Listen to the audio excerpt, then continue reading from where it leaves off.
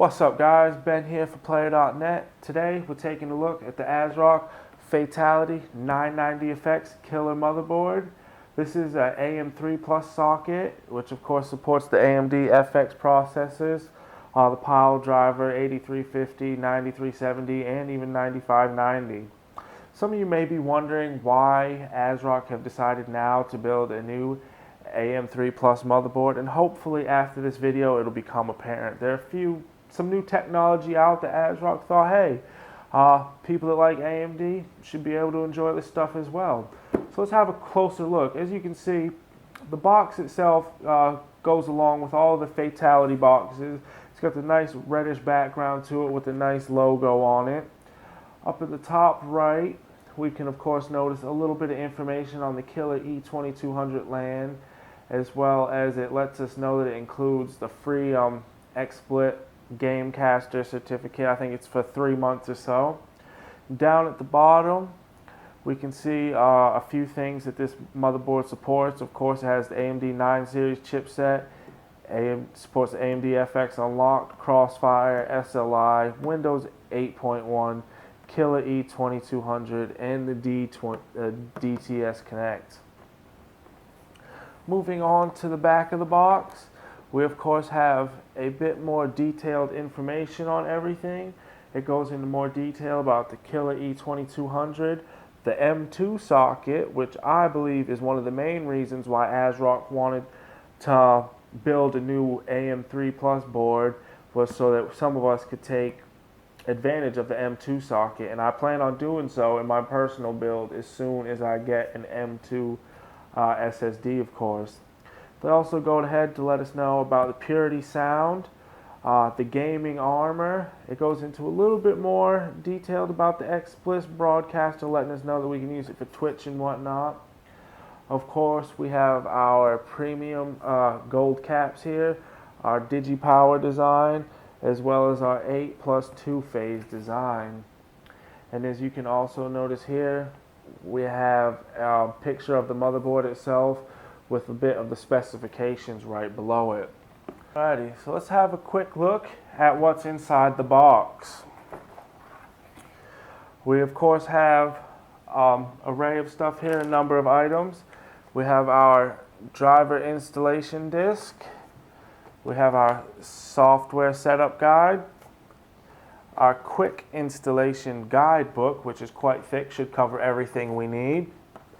We of course have a NVIDIA SLI bridge, our gift certificate to the 3 months of premium subscription for the XSplit Gamecaster. We have 4 SATA 3 6.0 gigabyte per second cables. We have a screw to help us install our M2 SSD, so we can stick it down, well not stick it down, but we can get it secured to the board so it doesn't go anywhere. And we of course have our Fatal1ty branded backplate, or IO shield as some like to call it. That is it for the accessories in the box. So let's just have a quick look and see what we have. Take a look at the motherboard itself. Again, as always with ASRock, we have our styrofoam padding, which is quite nice. As you can see, it goes all the way around the edges to help keep the board protected in transit. As you will notice, the board has the overall red and black theme going on, which is quite nice. It falls in line with the Fatal1ty series very well.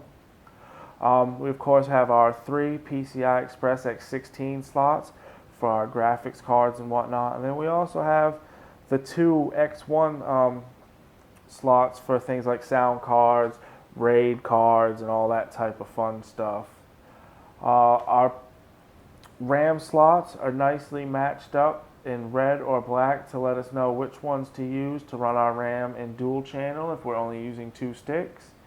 We of course have our nicely brushed aluminum black heat sinks, which I do like the look of them. They look quite nice. I think the video probably doesn't do it any justice. We have our solid gold capacitors on the board as well, which are always a nice touch. And then there are just a few little branding things in between the PCI lanes that they probably figured are going to get covered up by SSD, graphics cards and whatnot anyways. Over here on the left, we'll of course notice our Purity sound and our Killer E2200. And yeah, that's pretty much it. There are a few more other things, of course. We have our freestanding USB 3.0 plug, as well as our SATA cables down here.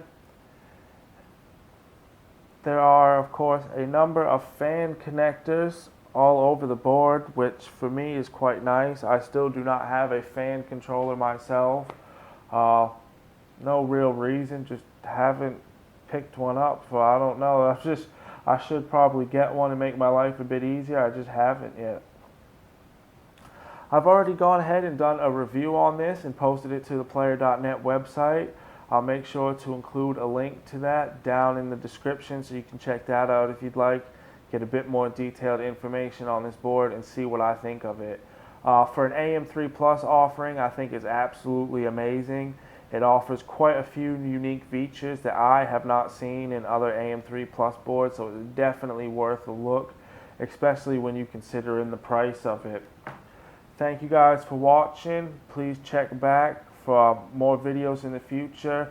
Like, subscribe, comment, and again, thank you.